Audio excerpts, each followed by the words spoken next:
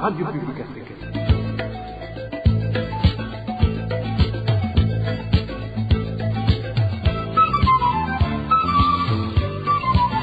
Radio Publique Africaine.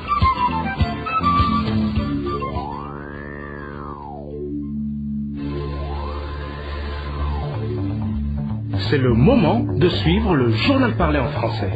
À la présentation, Émile Nivasumbo.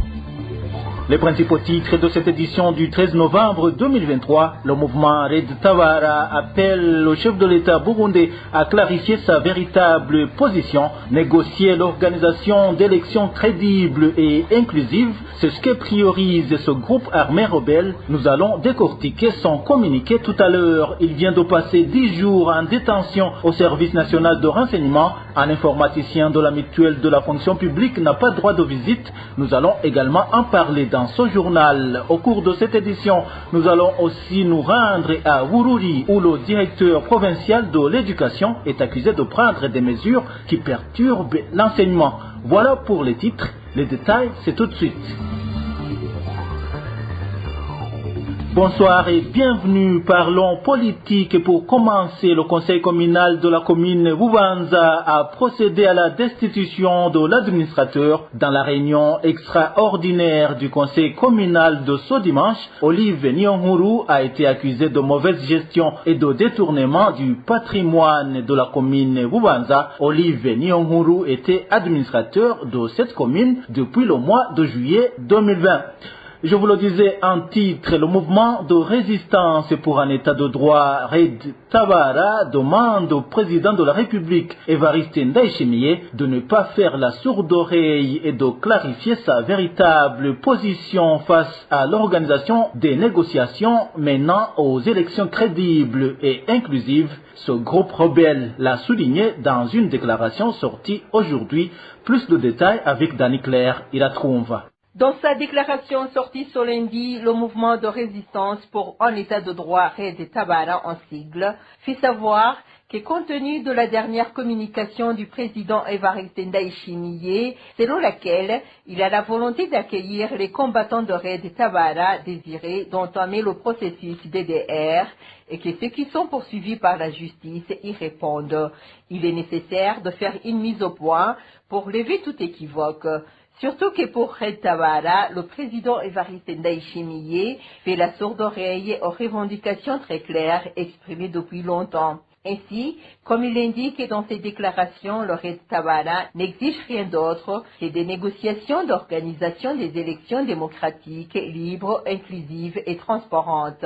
Son mouvement rappelle aussi qu'il a fait recours aux armes du fait que le pouvoir du CNDD-FDD a confisqué le droit du peuple d'élire librement ses dirigeants à travers des élections crédibles au regard des standards internationaux et qu'il acceptera de déposer ses armes si seulement si ce droit fondamental est rétabli de nouveau. Cependant, le mouvement Red Tabara rappelle que cela fait un bal qu'il a invité le président Évariste Ndayishimiye à engager des négociations sincères et inclusives pour qu'il puisse organiser des élections démocratiques.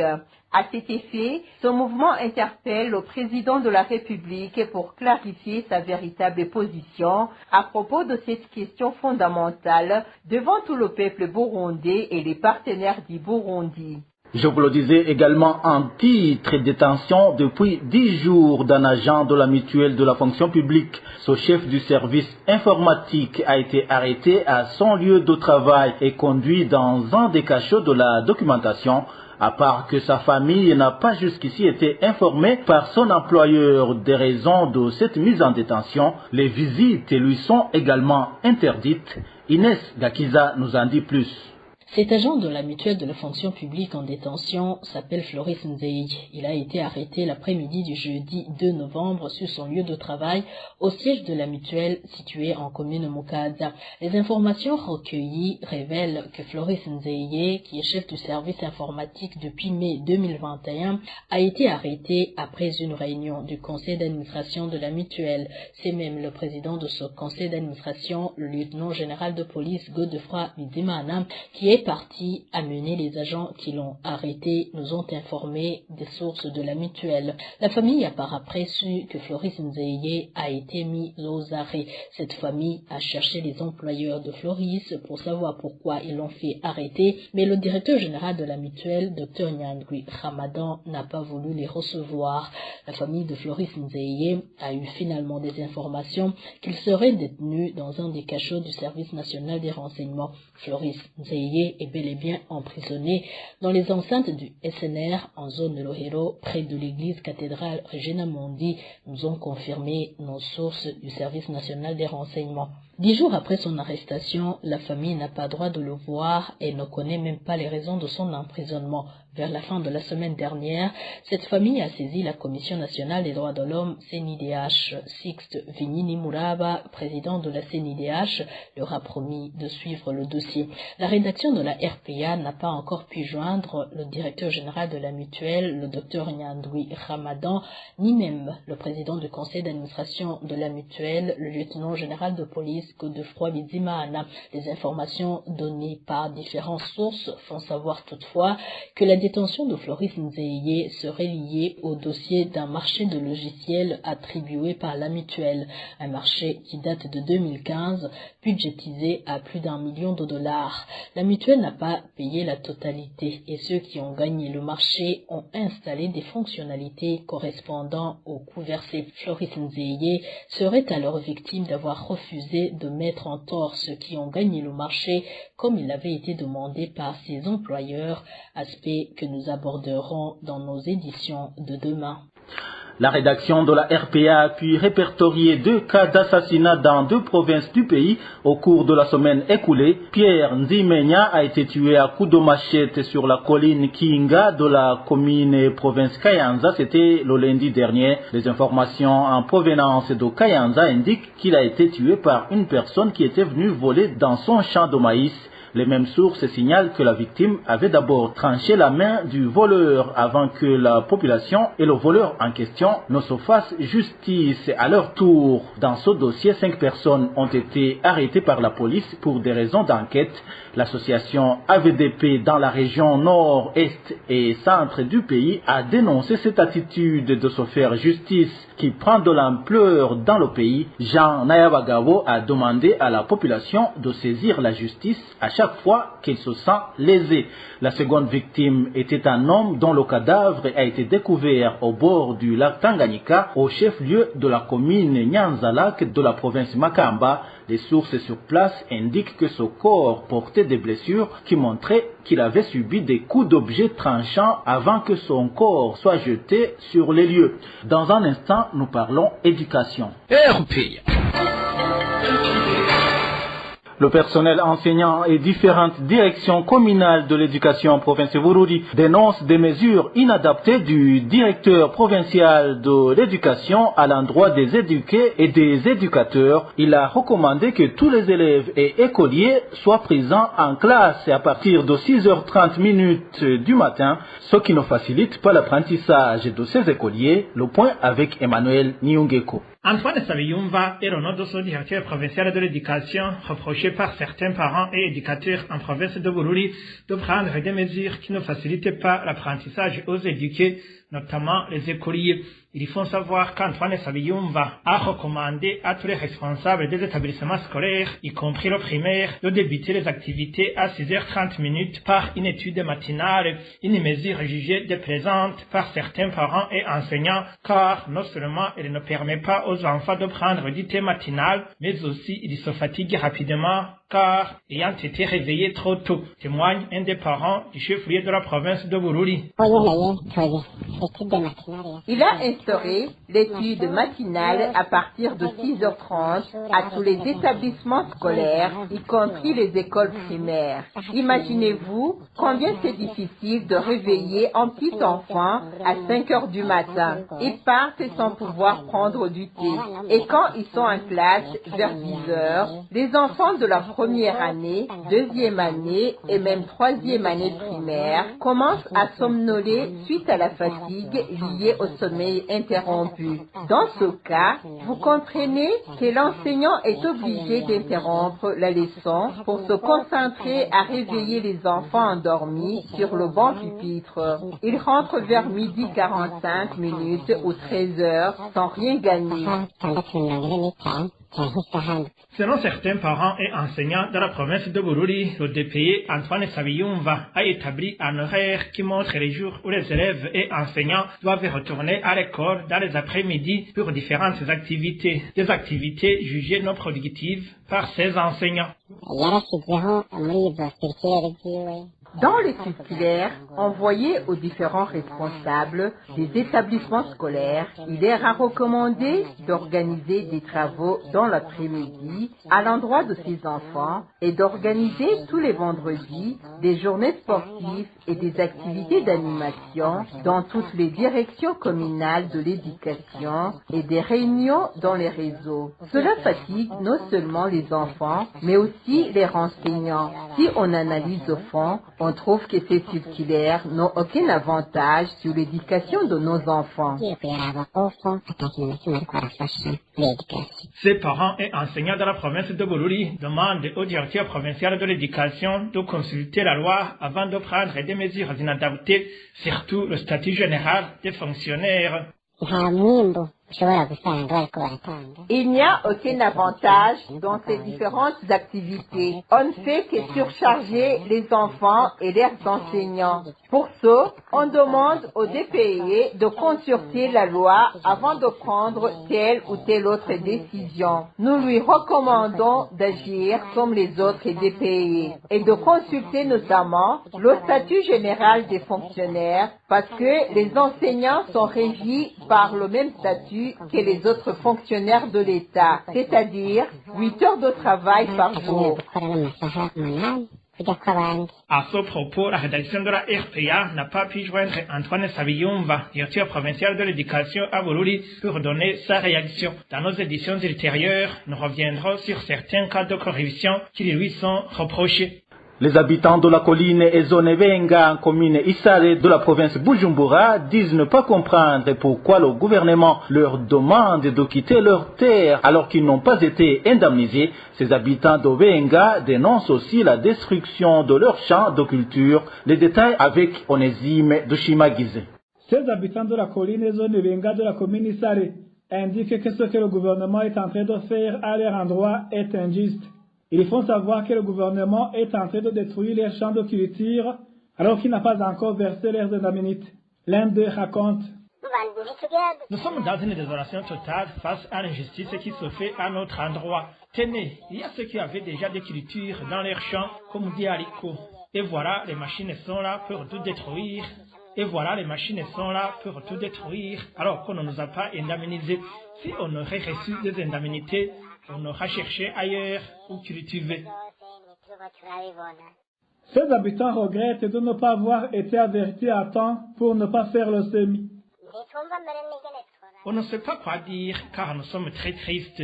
On n'a pas refusé le projet de l'État pour le développement, mais ça devrait passer dans le dialogue afin de discuter de nos indemnités pour nos biens qui seront détruits. Il devrait également nous dire à temps avant que nous mettions des semences dans nos champs. Certains de ces habitants de la commune Isare viennent de passer 2 mois dans des maisonnettes qu'ils ont construites après que le gouvernement ait démoli leurs maisons. Ils signalent qu'ils sont menacés par les pluies et le froid. Selon eux, ils n'ont pas où aller car ils n'ont pas eu leurs indemnités. La rédaction de la RPA n'a pas pu joindre Gilbert Nyonguru, administrateur de la commune Isare, pour de plus amples éclaircissements là-dessus. Rendons-nous à présent à Ngozi où certains habitants de la commune Tangara réclament le remplacement de l'agent de la mutuelle de la fonction publique au dispensaire Gassezegwa car il leur rend un mauvais service. Selon la population, cet agent de la mutuelle sert 10 personnes seulement par jour et ordonne au reste des affiliés à la mutuelle de rentrer chez eux. Le point avec Eric Nyonzima. Les habitants de la zone Gassezegwa, commune Tangara, en province Ngozi, à qui le consulat Ndoiman, agent de la mutuelle de la fonction publique, de travailler qu'à élever, d'accueillir les clients avec orgueil et de se féliciter la tâche au dispensaire de Gasekebouye sur ce témoignage. Lorsqu'on va récupérer les cartes d'assurance mutuelle, elles refusent de les donner aux clients alors que nous savons que les cartes sont disponibles. Elle a décidé de servir 8 personnes seulement par jour. Qui a la chance d'être servi et se sert en jetant par terre sa carte mutuelle. Les habitants de la zone Gasesegwa demandent à la mutuelle de la fonction publique de remplacer sa représentante dans cette zone et de mener quelqu'un d'autre capable de mieux servir les affiliés.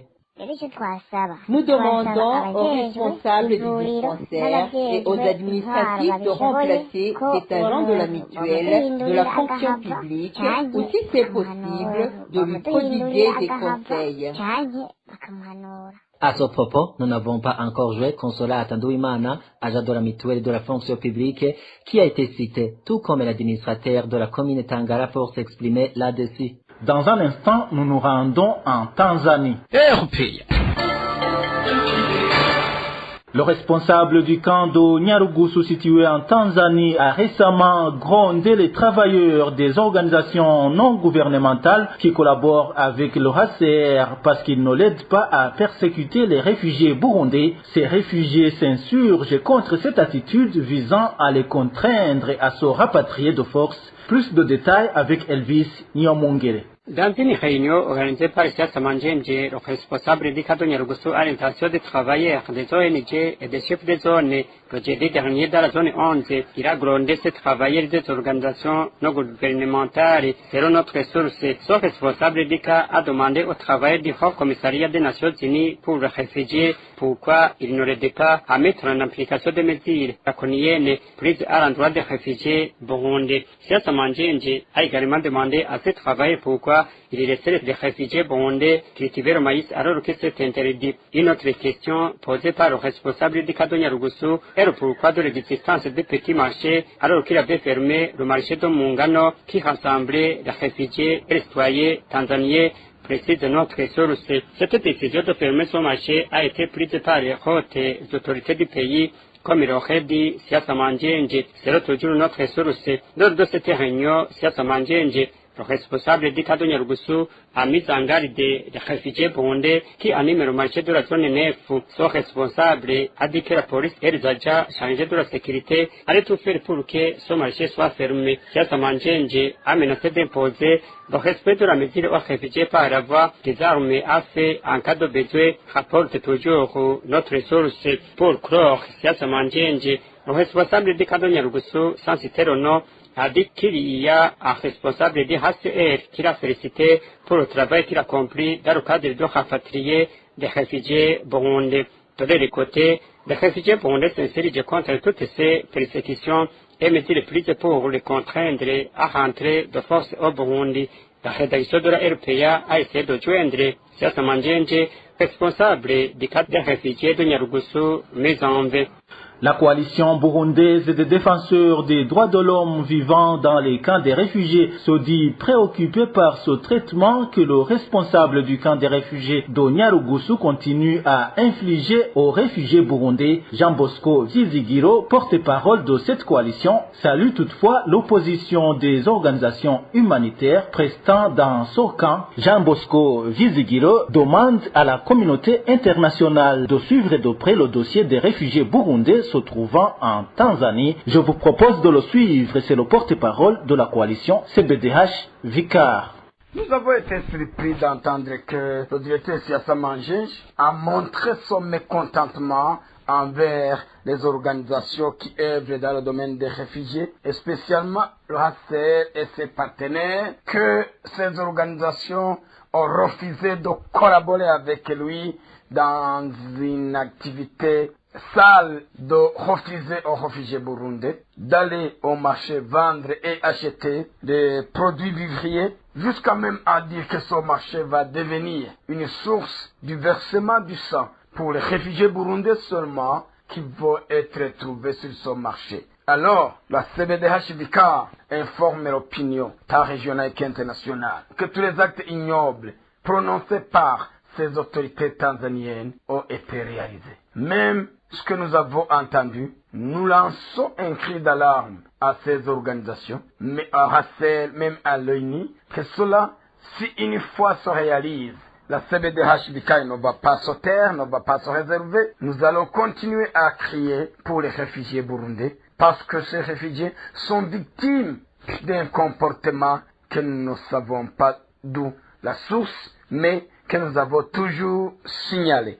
Si cela alors a été vrai, la CBDH Vicaire remercie le HCR et ses partenaires et leur demande de continuer dans ce bon sens pour dire non à ces actes, pour dire non à ce comportement, pour l'intérêt des réfugiés burundais. Siassa Mangenje est allé jusqu'à loin à dire que le réfugié burundais qui va être attrapé, son sang va être versé. Et autre punition, il va être enlevé du statut de réfugié et embarqué jusqu'au sol Burundi. Si la CBDH Vicaire disent que cela se fait en collaboration avec les autres personnes ou les autres mains invisibles, ça ne sera pas un mensonge. Pourquoi seulement les réfugiés burundais alors que la Tanzanie héberge d'autres réfugiés des autres pays? Voilà, c'est Jean Bosco Vizigiro, porte-parole de la CBDH Vicaire. Et c'est par ici que nous mettons un point final au journal du 13 novembre 2023. Merci à vous tous qui nous avez suivis. À la présentation, c'était Émile Nibasumba. Au revoir.